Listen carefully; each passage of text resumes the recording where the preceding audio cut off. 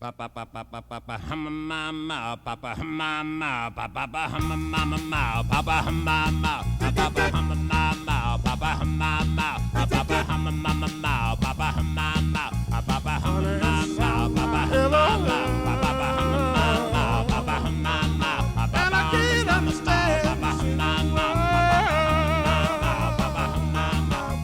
Is he serious or is he playing?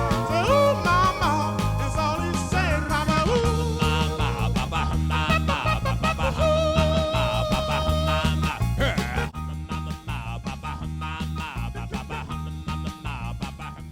How's everybody doing? We're in Korat, Thailand, and kind of what we're trying to do in a lot of things is have discussions and interviews with folks that I've met throughout my life, friends, acquaintances, comrades,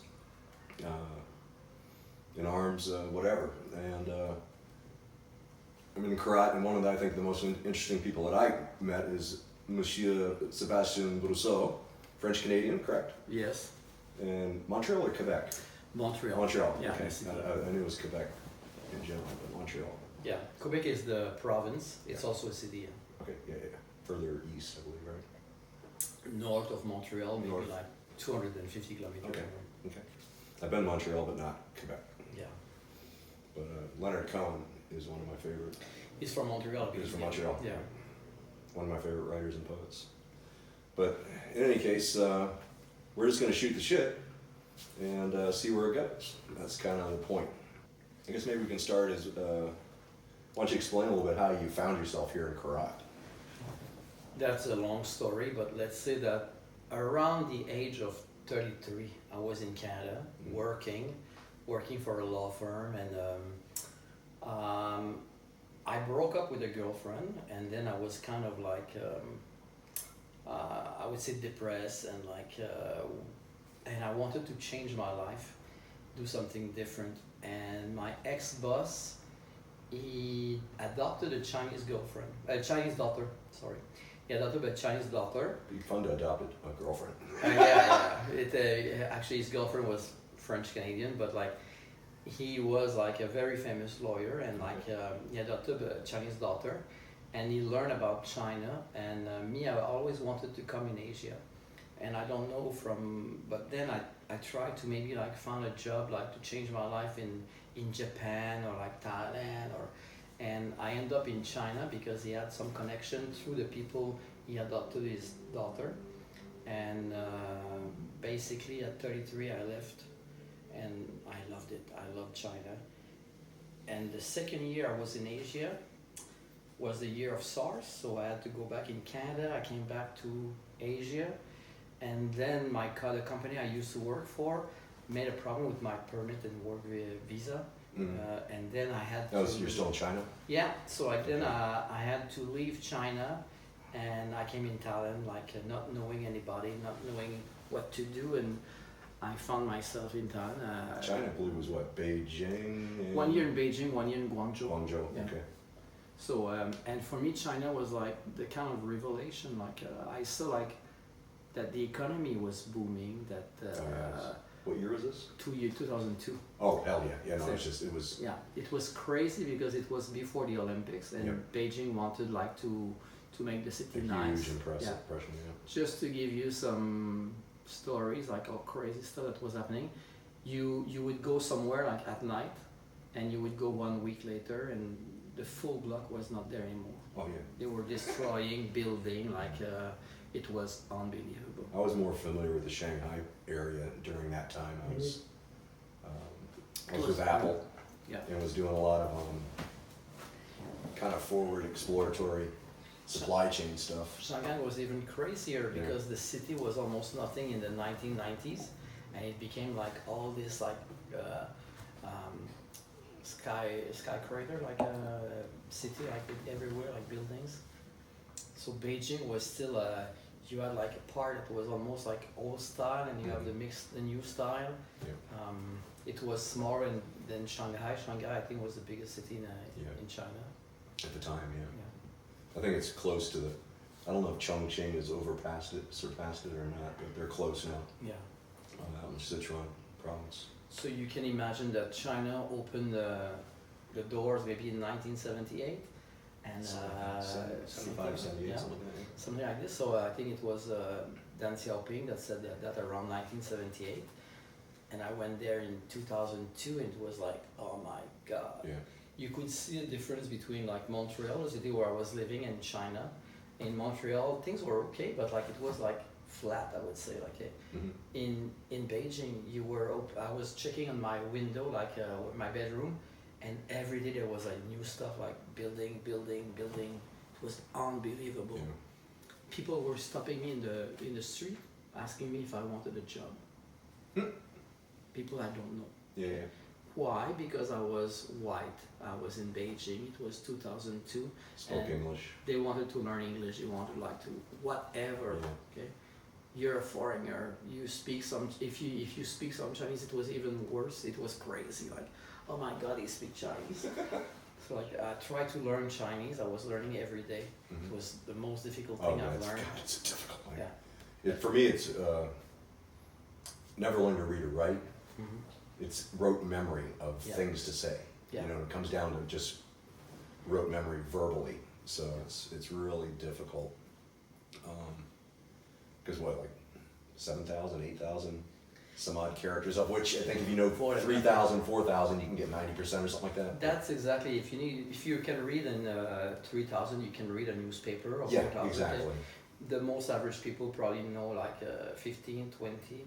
If you go to university, maybe you know more, but yeah, it's crazy. Like, Yeah. some characters, like it's a syllable, some it's a word, some, Yeah. like, some you have to put Some is together. just a sound Yeah. or like Yeah. a syllable. Yeah. You know, whatever. Yeah. So. But I find the culture fascinating. Yeah. I found that everything was different. And it's not what you learn at school or whatever. Like, Oh, yeah. and then sometimes it opens your mind because it's not what you thought it was. And these people that you thought were like a communist or like staying home, no freedom of speech, like finally they have freedom of speech. I don't know if they really have freedom of speech, but the government doesn't like this, but like it's. I would say it's more free. It's more of a matter of enforcement. But when I first actually moved, I spent a lot of time there from like 2000 to 2004. And then I actually moved there in 2012. And I lived in Suzhou, which is a great old city. Near Shanghai. West of Shanghai, yeah. And I was Famous there for for about silk. 2.5 years. Oh yeah, Yeah. yeah. Marco Polo used to hang out there. I've So been there. it's a beautiful old city. It's a lot of friends there. It's great. But when I went in 2002, it was starting to develop, and I've seen pictures. It was just the after. old city of Suzhou. Yeah, but I've seen pictures after. Like it's not the It's same crazy. city. It's crazy. Like Down by Gingy Lake, and they have a big ass building. We call it Big Pants. That was the name we gave it, but it's literally. you should have some of your wine. Sure. It's gonna help you for like talking. Cheers. Cheers. Welcome to Thailand. So every Thai people tell me welcome to Thailand. Oh yeah. Sorry. That's what they do. But so we're here. We're in Thailand now, but your first stop was China. Yeah. China. Yeah. But your first stop in Thailand was Royette. Yes, but like to make a story short, like I arrived in Thailand with no job, no visa, not knowing anyone, not speaking the language, nothing. And 2 weeks later, I was working with a job like in Royette. So like I arrived in April 2004, and April is kind of like a holiday for them. Yeah. So In like between sessions or yeah, whatever. so I did not know what to do. And foreigners in Thailand, they have a problem because I would say that the jobs are limited. You can maybe teach English, you can start your own business, but it's very difficult. Some people are doing like working in tourism. So I found a job like teaching English in Royette, a city that I did not know, which is in the middle of like northeast Thailand, and it's a poor area. I've actually been there. Yeah. Yeah. So like, I was living near my house. They had a water buffalo just beside, and I've seen like cobra at my house and like scorpions, and that was like We had a cobra in just outside of our house. yeah. January February, I think it was. It was when I was here last. But it was sighted at somebody's property, maybe 5 or 6 houses down the road from me. I never saw it. I used to go for walks and everything, but I keep my eyes peeled. But And I did not like Thailand when I came. For me, it was like I don't know. It was different. China is a very old culture. Like they have their own like writing and stuff. And I don't know. I think China was hard-working people. Like they were. very industrious. Yeah. Yes, it was very industrial and like a lot of young people. When I came in Thailand, it was more like. They say in Thai like sabai sabai, which means like enjoy, comfortable, like Like Mexico. It was like happy, like enjoy. Yeah, they are more like party people. They are more like relax, Have fun, back. enjoy life. Yeah. In China, it's more like you work, like, because they have the policy of one child per family. There's so much competition in 1.3 billion people. Yeah. So many people, fixed resources. It's it's pretty crazy from that regard. But one thing I don't know what, having grown up in Canada and myself growing up in the U.S., I'm not sure if what we kind of grew up with, because I remember hearing about the one-child policy in China as a kid, back in the 70s and 80s, whatever. And to me, it almost had this aura or feel of almost like being illegal, like it was against the law to have more than one child. This is what I thought, but not really the case. Yeah, I learned after that. in some places like the rural areas, they were excluded. Too, like No, some of them are even more than there are no restrictions in some of the rural areas, but in more the urban areas. You can have more than one child, but you can only register one child free of charge, so to speak, or gets a Social Security, whatever their equivalent of a Social Security number is. One child gets access to health care, education, all that other stuff. You have child number 2, child number 3, you have to pay. They wanted like to stop like the growing population. Yeah. But today they have the opposite problem. Like so they stop like this policy. Oh no, because now they got a ton of old people and not enough young people. That's the problem. Yes. Yeah. So they believe like I'm thinking like 30 years from now they're gonna have a huge problem in China because the population is aging and people don't have children anymore. Well, it's a wave that's coming. But to give you a crazy story, because I have a crazy story about this, is like I know someone in Thailand that was married to a Chinese guy, and his family in China came in Thailand to give birth to a child that was adopted in Thailand under like a fake name and stuff because the one-child policy. So they didn't want to have penalties in Thailand, so they went here to give birth, which I think is kind of crazy, but like. This is also. Well, it's a workaround. I guess it is kind of a workaround. But from my understanding, that what a family or a couple would pay to have their second child able, to go to public schools, have access to public health care just like everybody else. They have to pay the government a fee or a penalty, whatever. At least this is going back 10 or 15 years, so it may have changed, but. Basically the equivalent of 1 year's salary. This is also per child. This is also why they had a problem with like I would say like female, and then families wanted like to have a boy that carry on the family name. So whatever. Then like the female was like left away. So my less valuable, so to speak. My ex-boss adopted a Chinese daughter because they were like a lot of like orphans and stuff like that. Yeah, so for those that are very, very wealthy, it's not a big deal. They just, it's like the average median salary of an average Chinese earner, So if you're wealthy, you could pay it, not a problem. But if you're, kind of working class or maybe even lower middle management, it was very difficult. Which always kind of, when I heard that, I was like going, wow. I found it kind of ironic because it was like, okay, China, when you think of China, you're told, oh, communist, And if you look at communist, on the political spectrum, you're saying, well, that's kind of left wing, right? Yeah. So I always thought that was really interesting, that if somebody were to propose that sort of a process in the U.S. or Europe or whatever, you would be branded a right-wing lunatic. Mm-hmm. You know what I mean? It would be, we're not paying, the government's not going to pay for your second child, third child, fourth child, fifth, only a right-wing nut in our world would propose something like that. What I really like. So it's almost like it's so far left it's right. It's.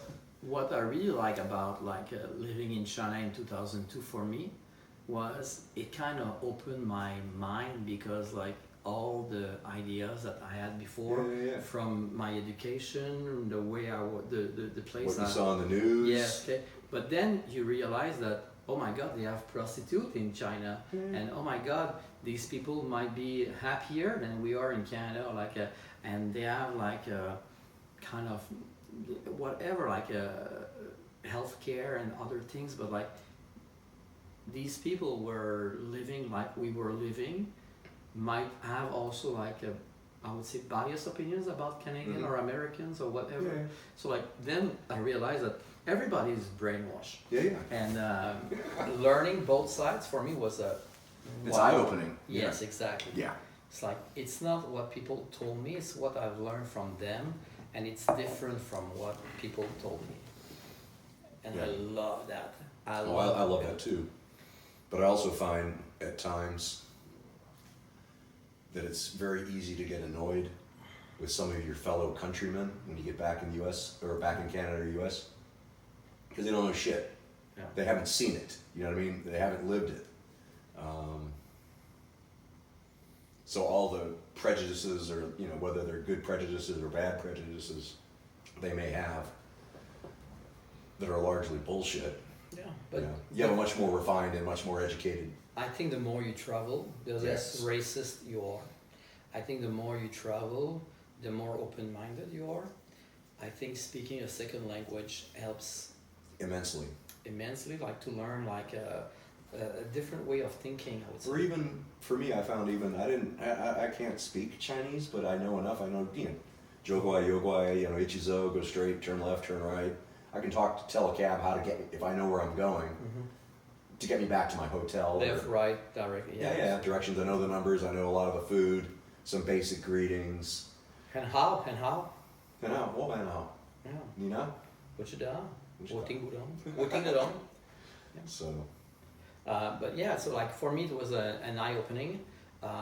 It's the same as I went to Europe when I was younger, but you speak the language, you understand the culture, because it's kind of Western culture, and we had internet quite early and other stuff, so we know movies from abroad.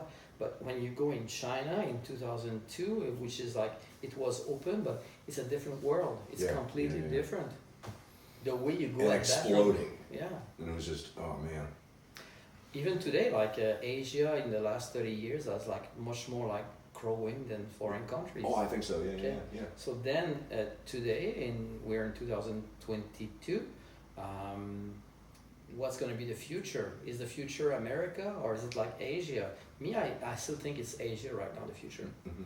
So then you live in Western countries, in Europe or America, Canada. What do you do? Do you want to fight this? Do you want to improve? Do you want and I believe it's these things cannot be changed. It means we're in a world that is exploding, and people right now communicate more with internet. We travel more, even if we had COVID and this changed everything. So the world is changing, but it's the same. It's there are things that you cannot change. Can you stop internet? No. I don't think so. No. Okay. So I believe the same thing about cryptocurrencies, for example. Can you change science?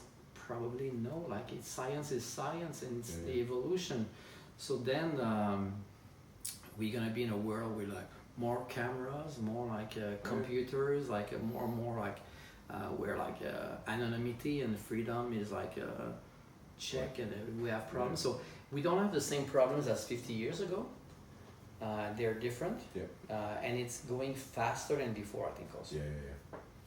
The acceleration of the rate of change is speeding up too. And we are probably in just after COVID in the period where lots of things are going to change. From like we see like right now people are working from home, people are studying from home. And they've learned that it in a lot of instances it can work just fine. Yeah. Not everybody has to go to the office. Yeah. Like our parents did or we did in our younger years. Okay. We never thought of before like 2 or 3 years ago that we can study online. We don't have to go to school and we can like do this like online. A lot. I would argue that chemistry labs and other sorts of things that require special equipment and things along that is still going to be used for facilities, but for English literature or something, right? I mean, which is not important. No, it's important, but it's not something that you have to sit in a class. Yeah. You can do that with a Zoom meeting. You can do that, a lot of it on your own. But we talk about education, and this changed a lot. But we can talk about tourism, like traveling, like even restaurants or bars. This changed considerably while we had COVID. Killed a lot of shit here. Absolutely decimated it. Yeah. I mean, I was in even like January, just 6-7 months ago, 8 months ago, whatever, going to Pattaya, driving down Beach Road. I was there actually. And not having, and just being able to park. It's just like, there's nobody there. Yeah. It was crazy. It was like, there's no way we were there before COVID. But you're talking about Pattaya, which is a place that is known in Thailand like as a city of like bars and nightlife. But if we talk about like Walt Disney or like any places like in America, in Europe, like tourists, everything has changed during COVID. Yeah. And me, I find this fascinating because nobody expected that. Yeah. And actually, I would say like you try to in life to embrace changes and like and you have no choice. We have to live with this. So like then, how do you live with this? How do you improve with this? How does your business should change? So like just to give you an idea, COVID changed me too. And now I'm gonna probably leave Thailand because of COVID, because whatever, for me, like it's like an eye-opening. I want to do maybe some new things, and I'm thinking like I'm getting older, and so yeah. Well, you've been here, what, 17, 18 years?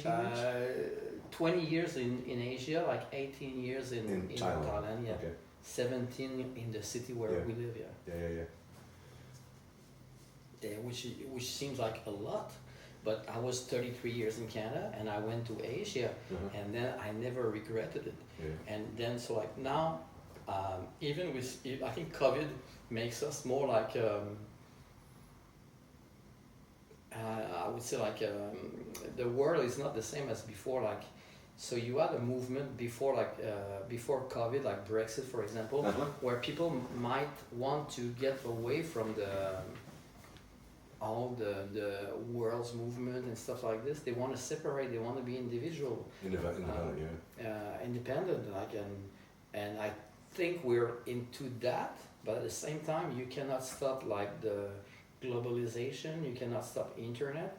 So you have more and more like mixed marriage. You have more people traveling, living abroad, and it's gonna go on because like airplanes are like easy right now. Like just to fly and you just go. And you have like all these people in Asia from India or like China, and all this technology and like so like I'm getting older. I want to enjoy my life and experience more. Yeah, it's almost like a chapter. Yeah. A chapter is you've learned what you can learn here. Yeah. Now it's time to go learn something different. Yeah, I think so. Yeah. So I take a risk because I had I would say successful business, easy life.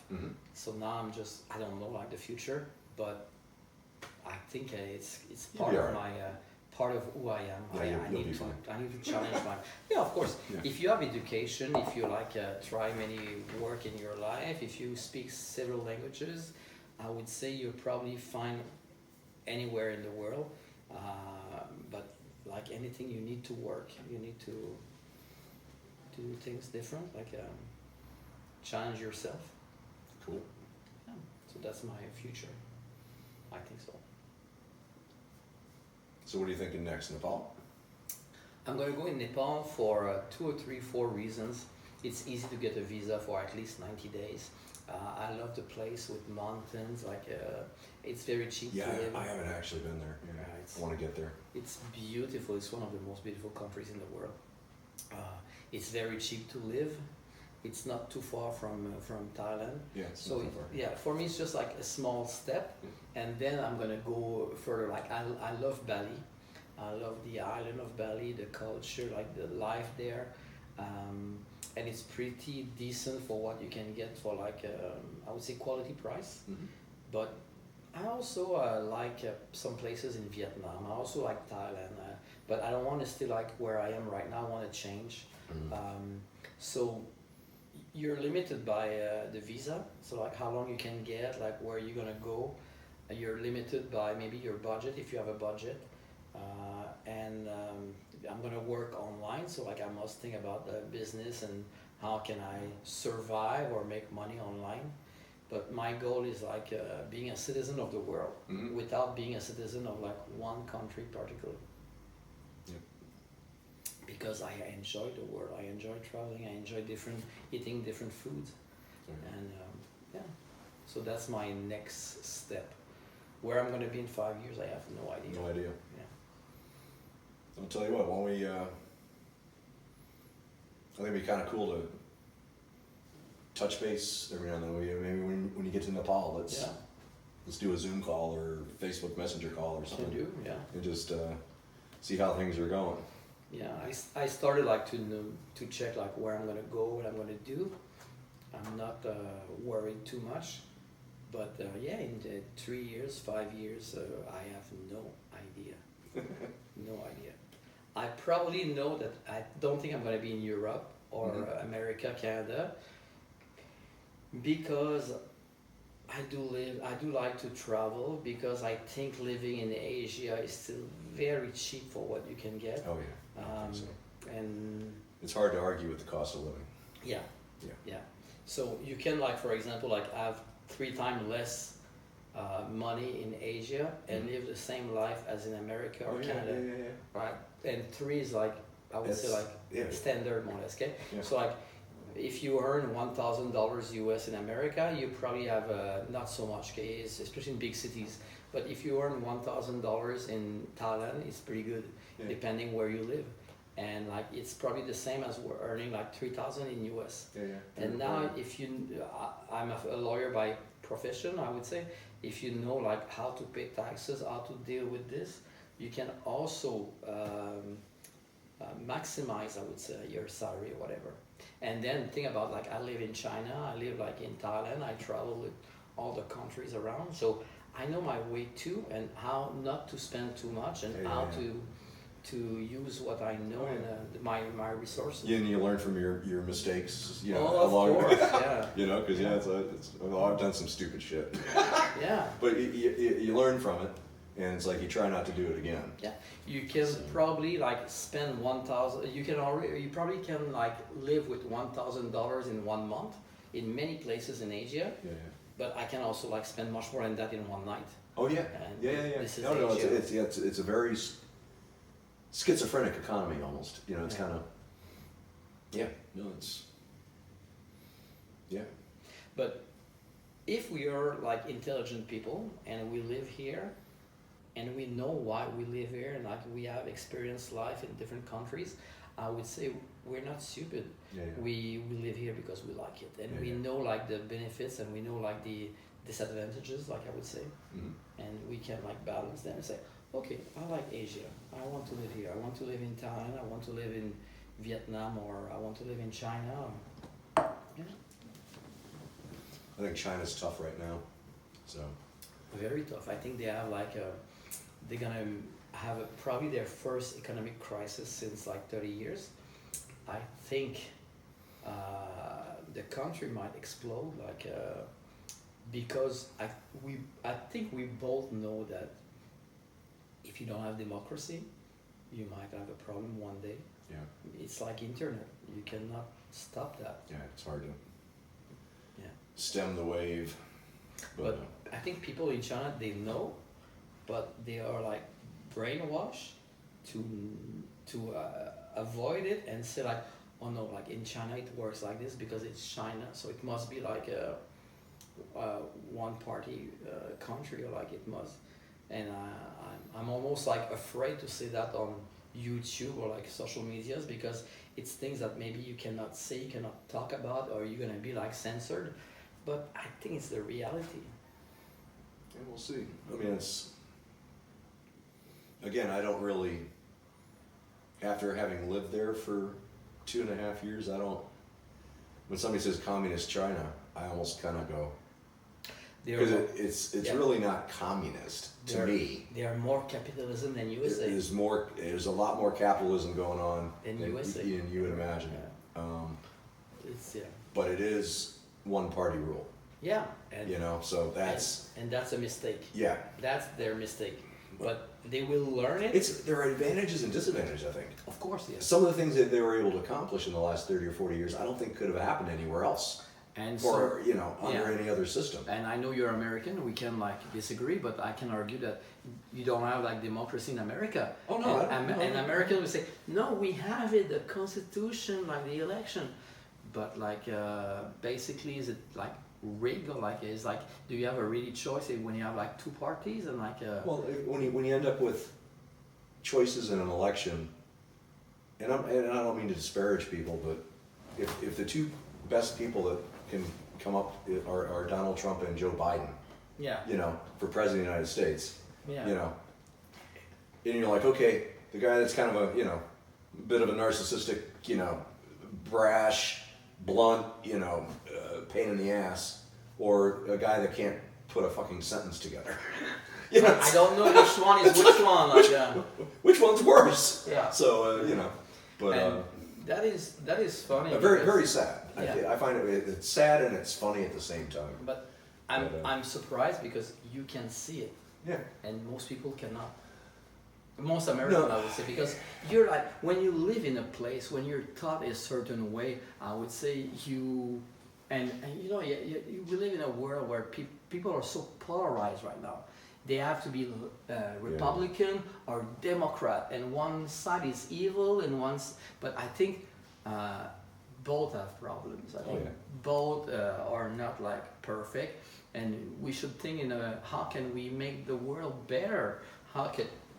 And that's a problem. So this is why I have some problems to see America as a democracy, as like showing the world. Well, it's a democracy in that people vote, and generally speaking, the elections are, I guess, you know, efficiently run. You know, there's not a whole lot of, you know, it's not like officially. It's not like Vladimir Putin Officially, winning an election in the last 74 election, million to 0. But in the last election, how did your media were talking about election?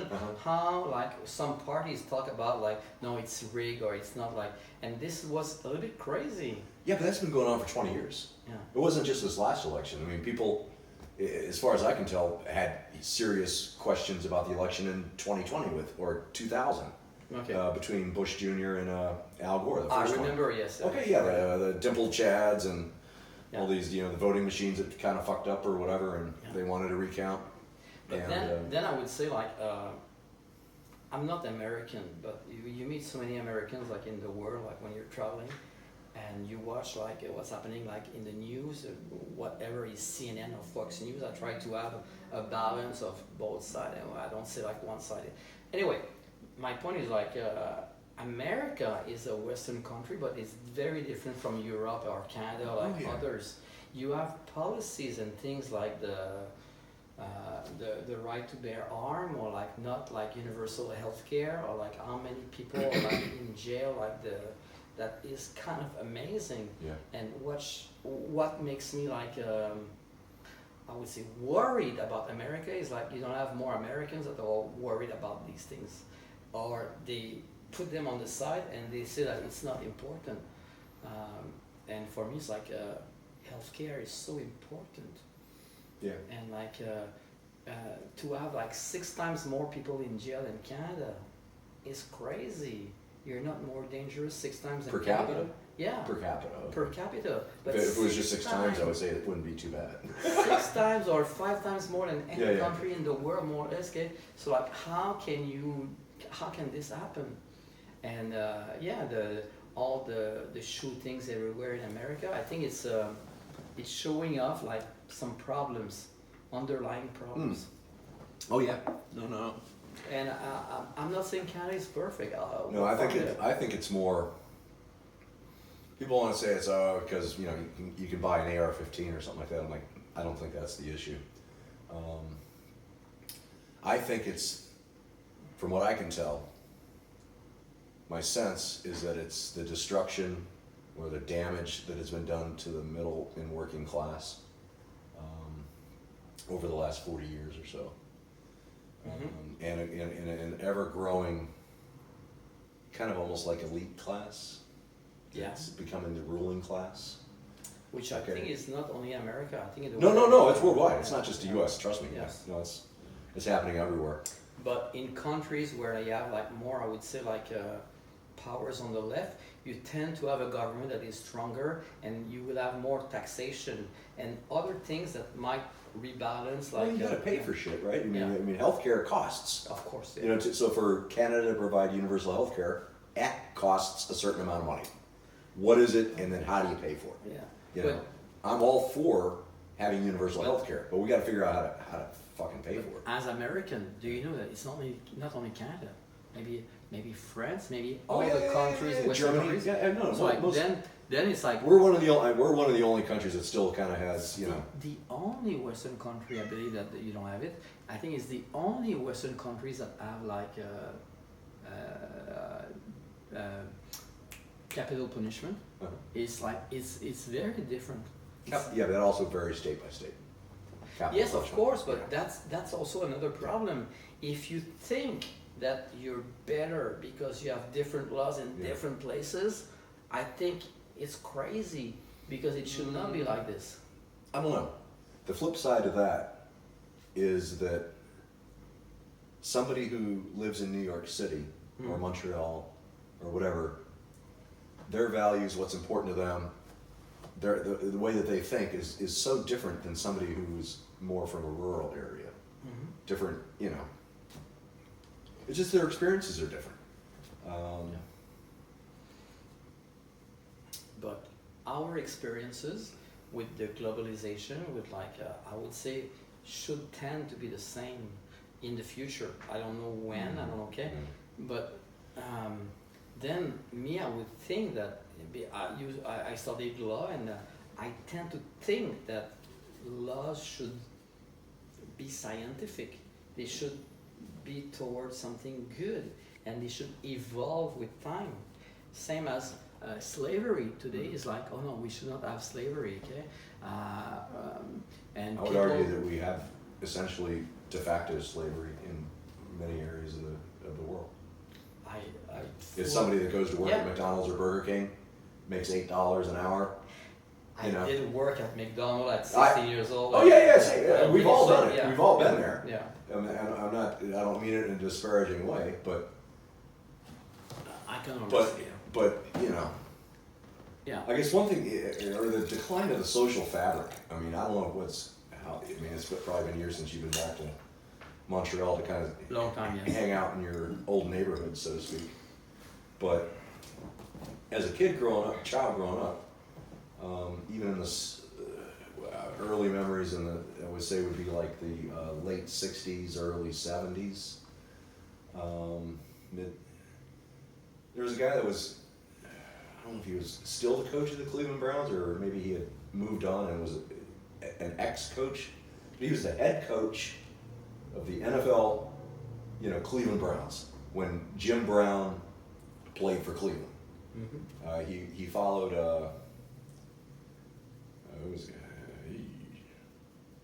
Paul Brown, who was the longtime coach of the Browns, left to form the Cincinnati Bengals. But in any case, Blanton Collier, head coach of an NFL football team, basically lived in our neighborhood. Mm-hmm. I could walk to his house Mm-hmm. in 5 to 10 minutes. He would be at Memorial Day parades, or he was in the community. He lived there, and in a lot of our neighborhoods, we had people they might have been a president of a bank, and 3 houses down was a guy that had a landscaping business, and the guy owned a gas station or worked at a gas station. So basically, all walks of life, from kind of lower level, lower income, to even executives, Which I think is great. are all lived in the same, and so everybody kind of had a sense of community. Mm-hmm. I think we've lost that in the U.S. Okay. We've certainly lost it, like where I grew up. Yeah, I Because just now it's like I just said like I think managers of it's the manager of the baseball team or football team, they're living in gated communities with limos and and personal assistants. yeah, all sorts of stuff. And everything in the world right now is accelerating, like to put like rich people in a. Oh no, the upward transfer of wealth, and you know what I mean, Of course, yes. is left the middle class and Yeah.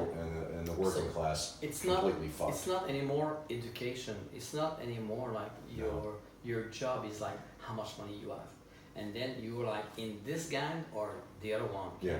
And like you can be like I would say like a lawyer and have a very low salary, and you can be like someone with much lower education and have a business and make like millions. Okay, like Yeah. so like, and I like that. I like the fact that education, the color of the skin, the age, like your religion doesn't matter. Like everybody is equal.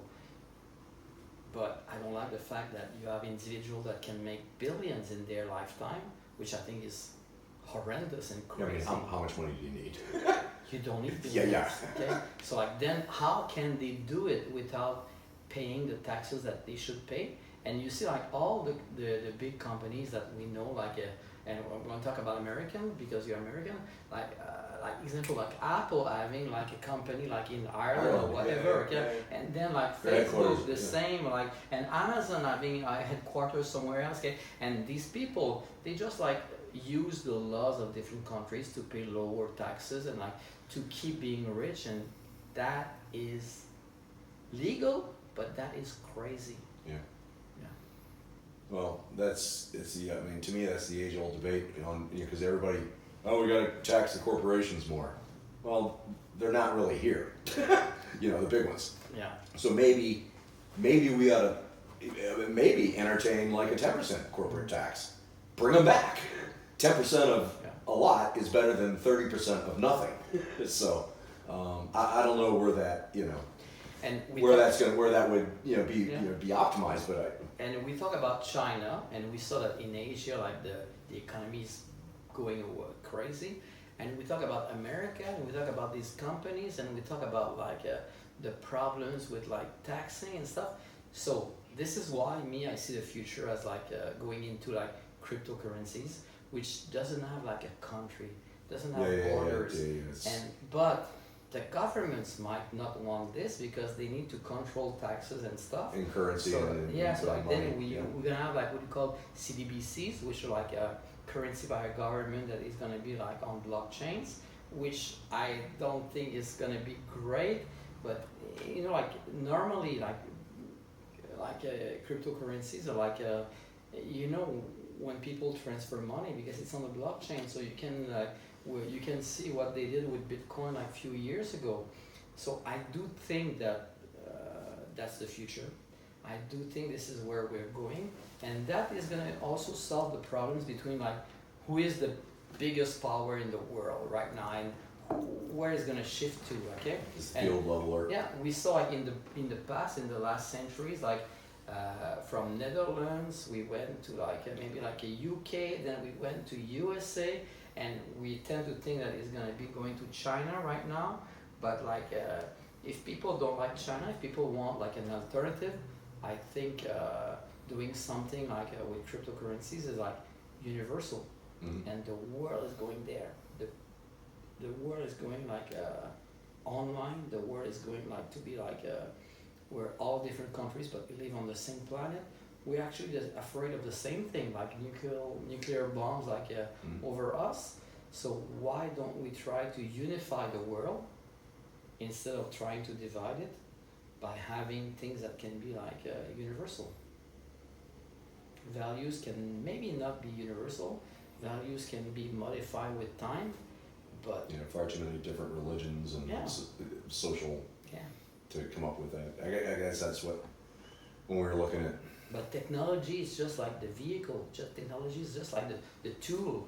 So the cryptocurrency or blockchain is just like the way we will do something, but we can decide what we're gonna do something with. Anyway, that's so like this is why also like I'm gonna travel the world because like this is why because I do believe in this kind of like future, in this kind of trend, in the